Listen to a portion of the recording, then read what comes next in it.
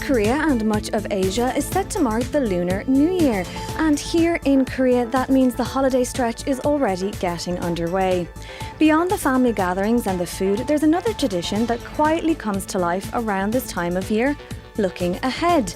Many people turn to centuries-old systems of thought, from Myeongrihak, or the 4 pillars of destiny, to long-standing strands of Confucian philosophy, to reflect on what the new year might bring and what kind of energy is in the air. So for this Lunar New Year, we're doing something a little different. We're stepping into that tradition, not with crystal balls, but with a classic East Asian framework that reads patterns through time, birth data, and the logic of balance and cycles. And to do that, we're joined today in the studio by Professor Janet Shin of Wonkwang Digital University, an Asian Studies scholar and a master of Myeongrihak, or 4 pillars of destiny. Professor Shin, welcome to Korea24. Nice to meet you. And first of all, thank you for having me. It's great to have you with us. Yeah. Before we get into what these traditions might suggest for the year ahead and how a 4 pillars reading actually work, let's start with you. Professor, for listeners meeting you for the first time, could you briefly introduce yourself and explain what you specialise in? Okay, as you already introduced me, my name is Janet Shin. I'm a professor of Myeongrihak, or as you said, 4 pillars of destiny at Wonkwang Digital University in Korea. My academic background is in Western sociology at Yonsei University, and I also earned my PhD in Eastern philosophy through a study of I Ching, a book of classic book of changes. Alongside my academic work, I've spent many years translating traditional East Asian systems like 4 pillars, feng shui, and face reading and naming, etc. for international audiences. I wrote English column on these traditions for the Korea Times over a decade, so my work sits at the intersection of classical theory and modern life in current society, helping people understand how these old systems can still offer insight today. You have a very impressive resume, so we're very, very honoured to have you with us today. Now, to make sure everyone's on the same page before we dive into any readings, let's unpack the framework itself. When people in Korea talk about Myeongrihak, the 4 pillars of destiny, what exactly are they referring to, and how does the system work? What kinds of things can it actually tell us about a person or a period of time? When Koreans talk about Myeongrihak, they are referring to a system that analyzes a person's life pattern based on time. Specifically, it looks at the year, month, day, and the hour of birth, the 4 pillars, and translates those into combinations of yin and yang and the 5 elements: wood, fire, earth, metal, and water. Rather than predicting specific events, Myeongrihak helps us understand a person's natural tendencies, their strengths and weaknesses, and how different cycles of time interact with their life. It functions as a kind of humanistic navigation system. So, with that perspective, I launched an app called Read My Saju, also meaning Read My Life, both Korean domestic and global version. Now, some listeners might hear that description and think, oh, it sounds a bit like determinism, the idea that your path is already predetermined from your birth. Is Myeongrihak saying the future is fixed already, or is it more like a forecast? It kind of describes the conditions and cycles, but you still decide how to act. Is this determinism? That's a very common question I've been asked so far. Myeongrihak does not say that your future is fixed or that you have no choice. It's much closer to a weather forecast than a script. The system describes conditions when pressure increases, when opportunities open, when caution is needed. But how you respond to those conditions is always a matter of human choice. In traditional terms, destiny is shaped by three things: heaven, earth, and human. Heaven means timing, earth is environment, and human's action. That's a great analogy that we can describe Myeongrihak a bit like the weather forecast. So our lives are not predetermined, but Myeongrihak can help us understand how we can respond to certain pressures that we might encounter Exactly. across our lives. Now, before we get into any readings for the year ahead, I'd love to ask you a bit more about how you came into this really interesting field in the first place. How did you first get interested in Myeongrihak? I was drawn to Myeongrihak because it treats life as a dynamic process, not a static fate. Coming from philosophy, I was interested in how East Asian thought explained change, why the same decisions work at one time but fails at another. Myeongrihak gave me a language for that: rhythm, cycle, and balance. Over time, I realized that this system isn't about superstition. At its best, it's a tool for reflection, timing, and self-awareness. And you've used this work in counselling settings too, including, as I understand, with international diplomats here based in South Korea. Professor, could you share maybe an example of what kind of questions they bring to you, and what does a session usually focus on? Yes, I've used this work in counseling settings, including with international diplomats stationed in Korea. Interestingly, they rarely ask, "What will happen to me?" More often, they ask questions like, "Is this the right time to push forward? Or should I wait? Why does communication keep breaking down with this counterpart? How do I manage pressure without burning out?" A session usually focuses on timing and strategy, not prediction. For people working in high-stake environment, understanding cycles can help them choose how and when to act, which can be just as important as what they do. And as we speak more about Myeongrihak and as I learn more about it, I think that's one of the things that's quite appealing.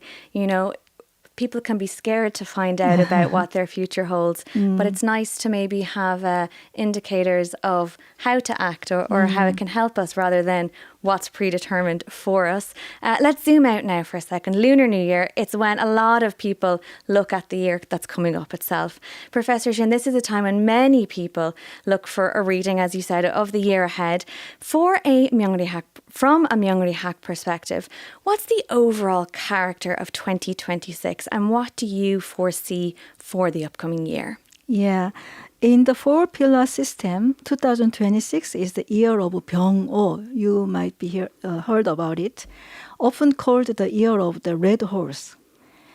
Both the heavenly stem Byung and the earthly branch O represent fire. That makes this year very intense, rising energy, like a flame that ignited quickly. Traditionally, this kind of year is associated with passion and momentum, bold movement and breakthroughs, growth, opportunity, and visible success. So on the surface, 2026 carries a very dynamic and optimistic tone, but in Asian philosophy, too much fire is never simple. When a fire grows too strong, it must be contained. Likewise, when a horse runs wildly, it needs a skilled rider. For individuals, this year asks for measured ambition rather than reckless speed. So it sounds like a lot of potential for growth and for momentum, but it will depend on how we manage that growth and momentum. Okay. So overall, that's the forecast for 2026. Now, of course, how the year actually feels also depends on who's steering the ship, especially at the top. Using a four-pillar lens, what stands out about the energy around some influential world leaders for the year ahead? Maybe let's start at home with South Korean President Lee Jae-myung. Yes. I read his exact time of birth. the energy around the major world leaders, when we apply a 4 pillars lens to major world leaders this year, one pattern stands out very clearly. This is a year of intense fire energy, and the leaders whose chart already carry strong internal heat will feel that pressure most strongly. Let me briefly explain what that looks like for a few key figures. You questioned about President Lee Jae-myung, so let me start with him first. His chart is based on In Wood, born in wintertime. Wood is often associated with kindness and flexibility, especially the In Wood. But in this case, wood is born in cold conditions. It survives not by the softness, but by the sharpness. In his case, authority is expressed through clear rules and decisive judgment, more like a blade than a branch. So in 2026, this suggests calm but firm decision making and a willingness to hold his position when necessary. So we may compare this with other leaders in the world. For example, Donald Trump, his chart is centered on strong earth energy, supported by both earth and fire. In 4 pillars terms, this kind of structure naturally pulls energy toward the self. Attention, authority, and momentum tend to concentrate around him. When fire increases like this year, earth becomes harder, heavier, and less flexible.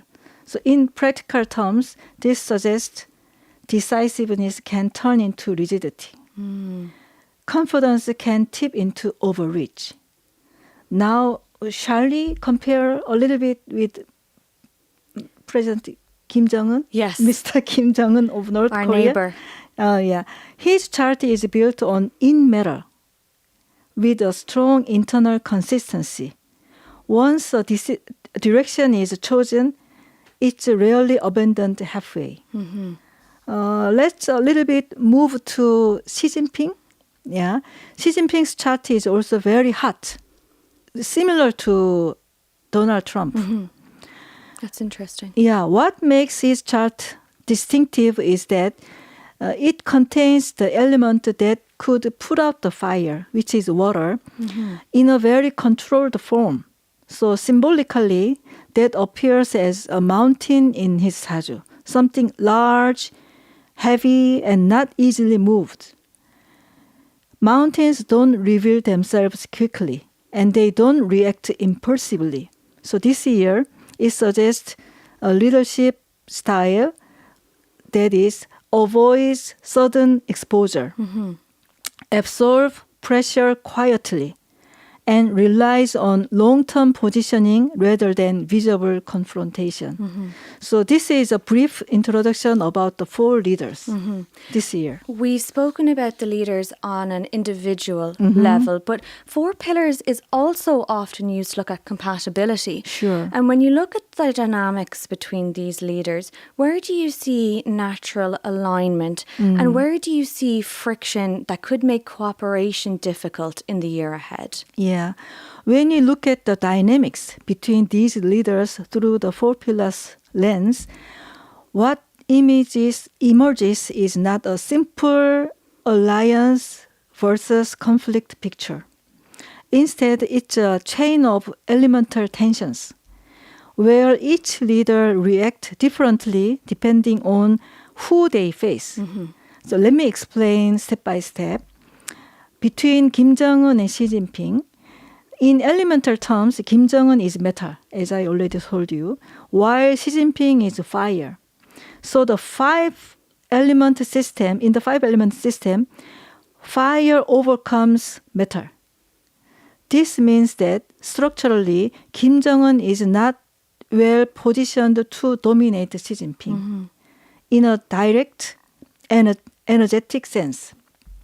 Now, if we move to the combination between Kim Jong-un and President Lee Jae-myung, when we look at President Lee, whose core element is wood, the dynamic changes. The dynamic now changes. Wood cannot overcome the metal. So in fact, metal cuts wood. So Lee Jae-myung cannot overcome Kim Jong-un. Now, President Lee Jae-myung and Donald Trump, between wood and earth, the relationship is more complex. Wood naturally wants to overcome earth, like roots break through the soil after all. However, Donald Trump's chart has a distinctive trait.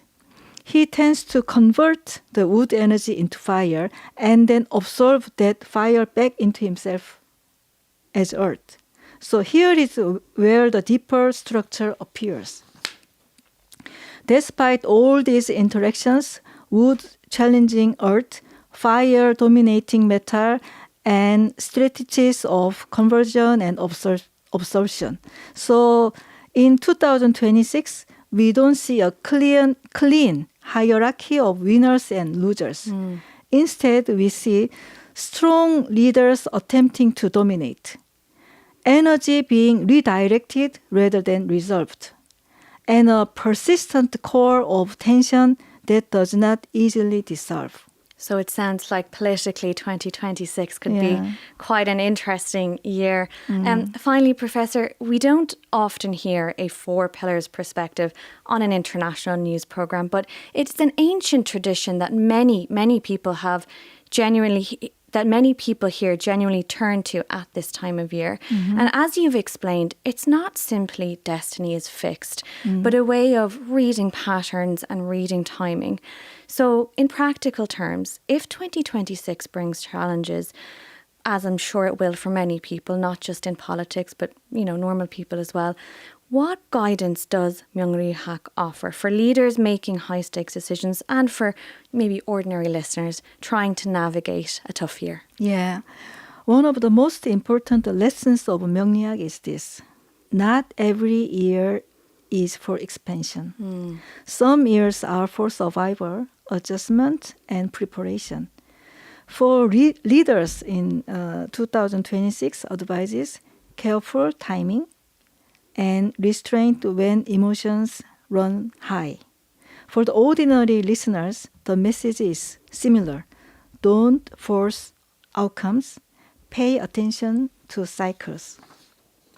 Protect your energy. When pressure increases, awareness becomes a form of power. Myeongrihak doesn't promise certainty, but it helps us to move with time rather than against it. I think that's very poignant, Professor. Awareness becomes your power. And as we head into the Lunar New Year, whatever your plans are, whether you're gathering with family, traveling, just taking a breather, we hope this conversation offered a thoughtful way to reflect on the year ahead, not as a fixed fate, but as a set of rhythms and potentially turning points we can meet with a little bit more awareness. Professor Janet Shin, thank you so much for joining us and for walking us through Myeongrihak in a way that's both grounded and accessible. Thank you so much, Professor. Thank you. I'm so grateful.